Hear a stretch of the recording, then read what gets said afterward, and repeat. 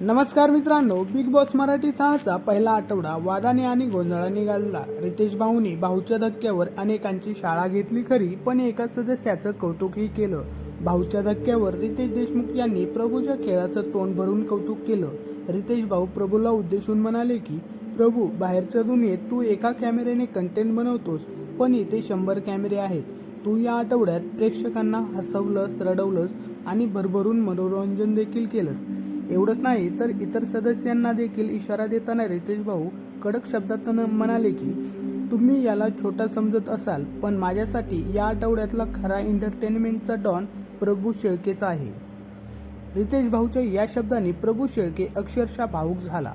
ज्या मुलाने शून्यातून विश्व निर्माण केलं, त्याला आज महाराष्ट्राच्या सुपरस्टारकडून इतकी मोठी पावती मिळाली. प्रभूने अतिशय नम्रपणे हात जोडून सर्वांचे आभार मानले. घरात जरी तो शांत वाटत असला तरी प्रेक्षकांच्या मनावर मात्र त्यांनी राज्य केलंय.